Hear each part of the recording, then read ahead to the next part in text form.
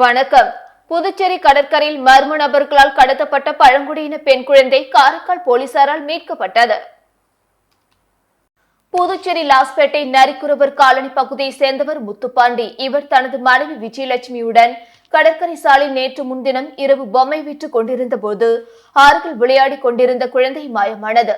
குழந்தையின் பெற்றோர் கடற்கரையில் பல இடங்களில் அலைந்து தேடியும் குழந்தை கிடைக்கவில்லை. பதற்றத்துடன் குழந்தையின் பெற்றோர் பெரியகடை காவல் நிலையத்தில் இது குறித்து புகார் அளித்தனர். போலீசார் கடற்கரை சாலை உள்ளிட்ட பல இடங்களில் குழந்தையை தேடி சென்று விசாரணை செய்து வந்தனர். இந்நிலையில் நேற்று மாலை புதுச்சேரியிலிருந்து கடத்தி வரப்பட்ட குழந்தை காரைக்காலுக்கு கொண்டு வரப்பட்டுள்ளதாக போலீசாருக்கு தகவல் கிடைத்தது. இதனையடுத்து போலீசார் குழந்தையை தேடும் பணியை தீவிரப்படுத்தினர்.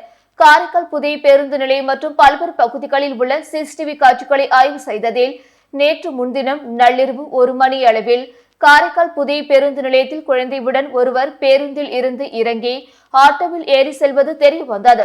இதனை அடுத்து ஆட்டோ ஓட்டுநர் உள்ளிட்ட பல்வேறு தரப்பினரிடம் விசாரணை மேற்கொண்ட காரைக்கால் போலீசார் துரிதமாக செயல்பட்டு குழந்தையை மாலை 7 மணி அளவில் மீட்டனர்.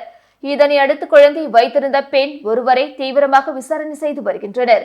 இதற்கிடையில் புதுச்சேரியில் 2 கைது செய்யப்பட்டுள்ளதாகவும் போலீஸ் சார்பில் தெரிவிக்கப்பட்டுள்ளது.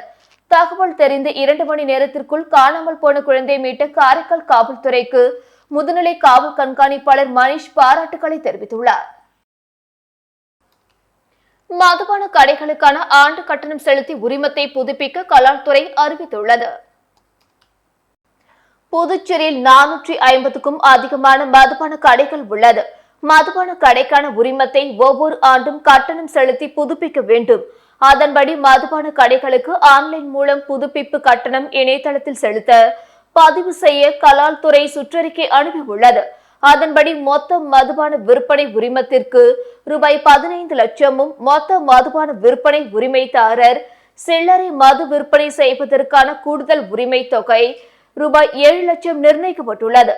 மதுபான சேமிப்பு கிடங்கிற்கு ரூபாய் 10,000மும் பார் வசதியுடன் கூடிய சில்லறை மதுபான விற்பனை உரிமத்திற்கு ரூபாய் 10 லட்சம், பார் வசதி இல்லாத மதுபான விற்பனை உரிமத்திற்கு ரூபாய் 7 லட்சம், சில்லறை விற்பனைக்கு அனுமதி இல்லாத சுற்றுலா பிரிவின் கீழ் ஹோட்டல், ரெஸ்டாரண்ட்களில் மட்டும் மதுபானம் வழங்கும் உரிமம் கொண்டவர்களுக்கு ரூபாய் 6 லட்சமும், பப், பீர் உரிமம் வசதி உள்ளவர்களுக்கு கூடுதல் உரிம தொகை ரூபாய் 5,000 நிர்ணயிக்கப்பட்டுள்ளது.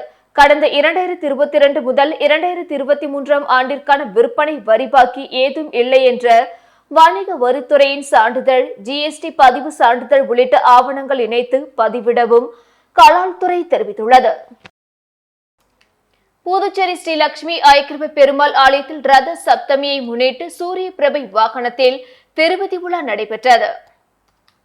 புதுச்சேரி முத்தியால்பேட்டை ராமகிருஷ்ண நகர் பகுதியில் அமைந்துள்ளது ஸ்ரீ லட்சுமி ஐக்கியவர் திருக்கோயில். இந்த கோவிலில் எழுந்தருளி உள்ள ஸ்ரீ லட்சுமி ஐக்கிய பெருமாளுக்கு ரத சப்தமியை முன்னிட்டு சிறப்பு அலங்காரம் செய்யப்பட்டு பாராயணம் பாடப்பட்டு தீபார்த்தனை காட்டப்பட்டது. தொடர்ந்து அலங்கரிக்கப்பட்ட ஸ்ரீ லட்சுமி ஐக்கிய பெருமாள் சூரிய பிரபை வாகனத்தில் வைக்கப்பட்டு திருப்பதி உலா நடைபெற்றது. இதில் ஆச்சாரியர்கள் மற்றும் பக்தர்கள் பலரும் கலந்து கொண்டு பெருமாளை வழிபட்டு சென்றனர். புதுச்சேரி வள்ளலார் அரசு பள்ளி மாணவிகளுக்கு இலவச மடிக்கணினியினை சட்டமன்ற உறுப்பினர் கல்யாண சுந்தரம் வழங்கினார். புதுச்சேரி லாஸ்பேட்டை வள்ளலார் அரசு பெண்கள் மேல்நிலைப் பள்ளி மாணவிகளுக்கு இலவச மடிக்கணினி வழங்கும் விழா நடந்தது. பள்ளி துணை முதல்வர் கௌரி வரவேற்றார். ஆசிரியை அன்னரத்தினம் தொகுத்து வழங்கினார். சிறப்பு விருந்தினராக சட்டமன்ற உறுப்பினர் கல்யாண சுந்தரம் கலந்து கொண்டு பள்ளி மாணவிகளுக்கு இலவச மடிக்கணினியை வழங்கினார். விழாவில் பள்ளி மாணவிகள், பெற்றோர்கள் பலர் கலந்து கொண்டனர். விழாவுக்கான ஏற்பாடுகளை பள்ளி ஆசிரியர்கள் செய்திருந்தனர். கதிர்கமம் தொகுதிக்குட்பட்ட பாவலநகர் மற்றும் சத்தி சாய் நகரில் தார்சாலை அமைக்கும் பணிகளை சட்டமன்ற உறுப்பினர் KSP ரமேஷ் பூமி பூஜை செய்து தொடங்கி வைத்தார். கதிர்கமம் தொகுதியில் தொடர்ந்து மக்களின் அடிப்படை வசதிகள் மற்றும் சாலை அமைக்கும் பணிகளை சட்டமன்ற உறுப்பினர் நிறைவேற்றி வருகிறார்.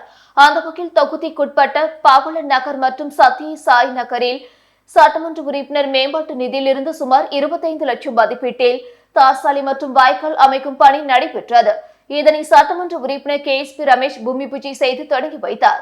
இந்நிகழ்ச்சியில் தொகுதி NR காங்கிரஸ் கட்சி நிர்வாகிகள், அப்பகுதி ஊர் பொதுமக்கள், இளைஞர்கள் என திரளானோர் கலந்து கொண்டனர். புதுச்சேரியில் காலாவதியான பீர் பாட்டில்களை விற்பனை செய்த மதுபான கடை ரூபாய் 75,240 இழப்பீடு வழங்க மாவட்ட நுகர்வோர் குறைதீர்வு ஆணையம் உத்தரவிட்டுள்ளது. புதுச்சேரி வேல்ராம்பேட்டை சேர்ந்தவர் பீமாராவ். இவர் கடந்த 2021 ஆண்டு லாஸ்பேட்டை கொட்டுப்பாளையம் ஈசிஆரில் உள்ள ஒரு தனியார் மதுபான விற்பனை கடையில் 6 பீர் பாட்டில்களை வாங்கினார். அதில் 2 பீர் பாட்டில்கள் காலாவதியாக இருந்தது தெரிய வந்தது. இதுகுறித்து புதுச்சேரி மாவட்ட நுகர்வோர் குறைதீர்வு ஆணையத்தில் மனு தாக்கல் செய்து தனியார் மதுபான விற்பனையாளர் மற்றும் மதுபான தயாரிப்பு நிறுவனத்தின் மீது நஷ்ட ஈடும் கேட்டு வழக்கு தொடர்ந்தார். அந்த வழக்கு விசாரணை முடிந்து புதுச்சேரி மாவட்ட நுகர்வோர் குறைதீர்வு அமர்வு தலைவர் முத்துவேல் மற்றும் உறுப்பினர்கள் சுவிதா ஆறுமுகம் நேற்று தீர்ப்பு வழங்கினர். அதில் தனியார் மது விற்பனை கடை காலாவதியான மது விற்பனை செய்ததை உறுதி செய்து 2 பீர் பாட்டில்களுக்கு உண்டான ரூபாய் 240 மற்றும் முறையற்ற வணிகம் சேவை குறைபாட்டிற்காக ரூபாய் 50,000 நஷ்டஈடு வழங்க உத்தரவிட்டது. மேலும் மனுதாரருக்கு ஏற்படுத்திய மன உளைச்சல் மற்றும் பாதிப்புகளுக்கு ரூபாய் 20,000 மற்றும் வழக்கு செலவு தொகையாக ரூபாய் 5,000 என மொத்தம் ரூபாய் 75,240 வழங்க தனியார் மதுபான கடைக்கு உத்தரவிட்டனர். போக்சோ சட்டம் குறித்து செங்கல் சூளை தொழிலாளர்களிடம் விழிப்புணர்வு ஏற்படுத்த வேண்டுமென போலீசார் அறிவுறுத்தியுள்ளனர். திருக்கனூர் காவல் நிலையத்தில் சமீப காலமாக அதிகமான போக்சோ வழக்குகள் அதிக அளவில் பதிவு செய்யப்பட்டது. இதுகுறித்து விழிப்புணர்வுக்காக மேற்கு பகுதி எஸ்பி வம்சிதர் ரெட்டி உத்தரவின் பேரில் போலீஸ் மற்றும் செங்கல் சூளை உரிமையாளர்கள் இடையேயான கலந்து ஆலோசனை கூட்டம் திருக்கனூர் காவல் நிலையத்தில் நடைபெற்றது. நிகழ்ச்சிக்கு திருக்கனூர் இன்ஸ்பெக்டர் ராஜ்குமார் தலைமை தாங்கினார். சப் இன்ஸ்பெக்டர் பிரியா முன்னிலை வகித்தார். கூட்டத்தில் இன்ஸ்பெக்டர் ராஜ்குமார் பேசுகையில் செங்கல் சூளை உரிமையாளர்கள் செங்கல் சூளையில் வேலை செய்யும் தொழிலாளர்களுடன் குழந்தை தொழிலாளர்களை பணியில் அமர்த்தக்கூடாது. வெளியூரிலிருந்து செங்கல் சூளையில் வேலை செய்யும் தொழிலாளர்களிடம் உரிய முகவரிக்கான ஆவணங்களை கேட்டு பெற வேண்டும். சந்தேகத்துக்கிடமான வெளிநபர்கள் யாரேனும் செங்கல் சூளையில் வந்து தங்கினால் உடனடியாக காவல் நிலையத்திற்கு தகவல் தெரிவிக்க வேண்டும். குறிப்பாக 18 வயதிற்குட்பட்ட பெண் குழந்தைகளை செங்கல் சூளை பணியில் ஈடுபடுத்தக்கூடாது எனவும் அவர்களது குடும்பத்தாரிடம் பாலியல் வன்கொடுமை குறித்தும் போக்சோ சட்டத்தின் பாதிப்புகள் குறித்தும் எடுத்துக்கூற வேண்டும் எனவும் அறிவுறுத்தினார். போக்சோ வழக்கில் சிக்கினால் யாராக இருந்தாலும் கடுமையான நடவடிக்கை எடுக்கப்படும் எனவும் அவர் கூறினார். இதில் திருக்கனூர் காவல் நிலைய எல்லைக்குட்பட்ட செல்லிப்பட்டு, சோரப்பட்டு, வாம்புப்பட்டு, விநாயகம்பட்டு, செட்டிப்பட்டு உள்ளிட்ட பல்வேறு ஊர்களை சேர்ந்த செங்கல் சூளை உரிமையாளர்கள் பலரும் கலந்து கொண்டனர். புதுச்சேரி கிருஷ்ணா நகர் ஆதி திராவிடர் மாணவிகள் விடுதியில் நடைபெற்ற விடுதி நாள் விழாவில் சிறப்பு விருந்தினராக ஆதி திராவிடர் நலத்துறை இயக்குநர் இளங்கோவன் கலந்து கொண்டு பல்வேறு போட்டிகளில் பங்கேற்ற மாணவிகளுக்கு பரிசுகள் வழங்கி பாராட்டினார். புதுச்சேரி கிருஷ்ணா நகரில் உள்ள ஆதி திராவிடர் மாணவியர் விடுதியில் விடுதி நாள் விழா இன்று வெகு விமர்சையாக கொண்டாடப்பட்டது. விடுதி காப்பாளர் கவிதா தலைமையில் நடைபெற்ற விழாவில் ஆதி திராவிடர் நலத்துறை உதவி பொறியாளர் முகுந்தன் முன்னிலை வகித்தார். விழாவில் சிறப்பு விருந்தினராக ஆதி திராவிடர் மற்றும் பழங்குடியினர் நலத்துறை இயக்குநர் இளங்கோவன் கலந்து கொண்டு பல்வேறு போட்டிகளில் பங்கேற்ற மாணவிகளுக்கு பரிசுகள் வழங்கி பாராட்டினார். அதனைத் தொடர்ந்து விழாவில் பேசிய இயக்குநர் இளங்கோவன், முதல்வர் ரங்கசாமி தலைமையிலான அரசு கல்விக்காக அதிக நிதி ஒதுக்கி வருவதாகவும் அதனை சரியான முறையில் பயன்படுத்தி மாணவிகள் படிப்பில் கவனத்தை செலுத்த வேண்டும் என்றார். புதுச்சேரி மாநிலத்தில் ஆதி திராவிடர் மற்றும் பழங்குடியின மாணவர்களுக்கு கல்வி நிதி, தங்கும் விடுதி, வேலைவாய்ப்பு உள்ளிட்ட பல்வேறு சலுகைகள் நாட்டிலேயே முன்மாதிரியாக வழங்கப்பட்டு செயல்படுத்தி வருவதாக பெருமிதத்தோடு தெரிவித்த இயக்குநர், மாணவிகளின் பல்வேறு குறைகளை கேட்டறிந்து உடனடியாக நிவர்த்தி செய்ய நடவடிக்கை எடுப்பதாக உறுதியளித்தார். மாணவிகளின் முக்கிய கோரிக்கையான விடுதியிலிருந்து கல்லூரிகளுக்கு செல்ல பேருந்து வசதி உடனடியாக செய்து தரப்படும் என வாக்குறுதி அளித்தார். இந்த நிகழ்ச்சியில் ஆதி திராவிட நலத்துறை அதிகாரிகள், ஊழியர்கள், விடுதி ஊழியர்கள் மற்றும் மாணவிகள் திரளாக கலந்து கொண்டனர். புதுச்சேரி மின்துறை தலித் ஊழியர்கள் நல சங்கத்தினர் தலைமை அலுவலகத்தில் கண்டன ஆர்ப்பாட்டம் நடத்தினர். புதுச்சேரி மின்துறை தலித் ஊழியர்கள் நல சங்கம் சார்பில் பல்வேறு கோரிக்கைகளை வலியுறுத்தி மின்துறை தலைமை அலுவலக வளாகத்தில் நேற்று மாலை கண்டன ஆர்ப்பாட்டம் நடந்தது. சங்க தலைவர் வேல்முருகன் தலைமை தாங்கினார். பொது செயலாளர் உத்திராடம் வரவேற்றார். விடுதலை சிறுத்தைகள் கட்சியின் தேர்தல் பணிக்குழு மாநில தலைவர் அரிமா தமிழன், அரசு ஊழியர் ஐக்கிய பேரவை பொதுச் செயலாளர் மணித் கோவிந்தராசு ஆகியோர் கண்டன உரையாற்றினர். பொருளாளர் ஆனந்தன் நன்றி கூறினார். இடஒதுக்கீட்டுக்கு எதிராக உள்ள டிரான்ஸ்பர் ஆஃப் போஸ்ட் முறையை ரத்து செய்ய வேண்டும், ஹெல்பர் முதல் போர்மன் வரை காலியாக உள்ள அனைத்து பதவிகளையும் உடனே பதவி உயர்வு மூலம் நிரப்பிட வேண்டும். Construction helper, tester, junior engineer ஆகிய பதவிகளை நேர நியமனம் மூலம் உடனடியாக பணியமர்த்த வேண்டும். அடாக்கில் உள்ள அனைத்து பதவிகளையும் ரெகுலர் செய்ய வேண்டும் உள்ளிட்ட பல்வேறு கோரிக்கைகளை வலியுறுத்தி இப்போராட்டம் நடைபெற்றது. அனைத்து இந்திய தலித் உரிமைகள் இயக்கம் சார்பில் கவன ஈர்ப்பு ஆர்ப்பாட்டம் நெல்லித்தோப்பு சுப்பையா சிலை அருகே நடைபெற்றது. SC/ST மாணவர்களுக்கு இலவச கல்வி திட்டங்களை சென்டாக் அல்லாத அனைத்து மாணவர்களுக்கும் வழங்க வேண்டும். இலவச கல்வி திட்டத்தின் மூலம் மாணவர்களுக்கு ஒவ்வொரு ஆண்டும் வழங்க வேண்டிய கல்வி கட்டணத்தை அந்தந்த கல்வி நிறுவனங்களுக்கு நேரடியாக வழங்க வேண்டும். தலித்துக்கான வருமான உச்சவரம்பு ஆண்டுக்கு ரூபாய் 8 லட்சம் என்பதை நடைமுறைப்படுத்த வேண்டும் என்பன போன்ற கோரிக்கைகளை வலியுறுத்தி அனைத்து இந்திய தலித் உரிமை இயக்கம் சார்பில் கவன ஈர்ப்பு ஆர்ப்பாட்டம் நெல்லித்தோப்பு சுப்பையா சிலை அருகே நடைபெற்றது.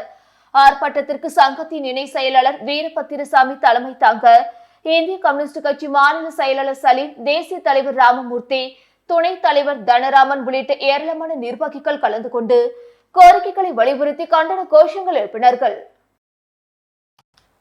கலைமாமணி கா. முருகன் நூல் வெளியீடு மற்றும் விருதுகள் வழங்கும் விழா புதுவை தமிழ் இலக்கிய ஆய்வுக் கழகம் சார்பில் தமிழ் சங்கத்தில் நடைபெற்றது. புதுவை தமிழ் இலக்கிய ஆய்வுக் கழகம் மற்றும் மயூரி சித்திர நாட்டியாலயா இணைந்து நடத்திய கலைமாமணி கா. முருகன் எழுதிய நூல் வெளியீட்டு விழா தமிழ் சங்கத்தில் நடைபெற்றது. நிகழ்ச்சிக்கு பரதநாட்டிய பாரதியார் பல்கலைக்கூட துறை தலைவர் சாந்திபாபு குத்துவிளக்கேற்றி தொடங்கி வைத்தார்.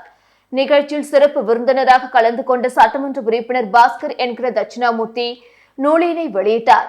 நிகழ்ச்சியில் கலை பண்பாட்டுத்துறை இயக்குநர் கல்வி பெருமாள், தலைமை ஆசிரியர் பாலகிருஷ்ணன், நெறியாளர் விஜயரங்கம் ஆகியோர் கலந்து கொண்டனர். மேலும் தமிழ் மாமணி முனைவர் வேல்முருகன், சீனு வேணுகோபால் மற்றும் ஆகியோருக்கு கவி செங்கோல் என்ற விருதுகளும் வழங்கப்பட்டது. இதில் தமிழ் அறிஞர்கள் திரளாக கலந்து கொண்டனர். பாரதியார் பல்கலைக்கூடத்தில் பணிபுரியும் தன்னை ஜாதி ரீதியாக வன்கொடுமை செய்வதால் மன உளைச்சல் ஏற்படுவதாக முனைவர் குமரன் வேதனை தெரிவித்துள்ளார். இது தொடர்பாக தமிழ் சங்கத்தில் செய்தியாளர்களை சந்தித்த அவர், புதுச்சேரி அரியாங்குப்பம் பாரதியார் பல்கலைக்கூடத்தில் முறையாக பட்டம் பெற்று ஹைதராபாத்தில் முதுகலை பட்டத்தையும் பெற்று நடனத்தில் முனைவர் பட்டம் வரை முடித்துள்ளதாக கூறினார். மேலும் பாரதியார் பல்கலைக்கூடத்தில் மாலை நேர நடன ஆசிரியராக பணியாற்றி வருவதாக தெரிவித்த அவர், அங்கு தனக்கு ஜாதி ரீதியாக வன்கொடுமைகளை சிலர் செய்வதால் மன உளைச்சல் ஏற்படுவதாக அவர் குற்றம் சாட்டியுள்ளார்.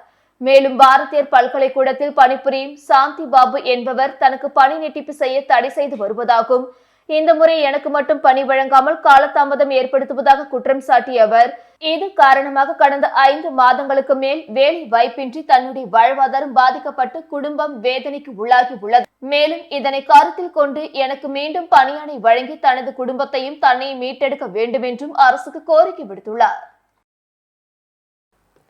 இத்துடன் செய்திகள் நிறைவடைந்தன. வணக்கம்.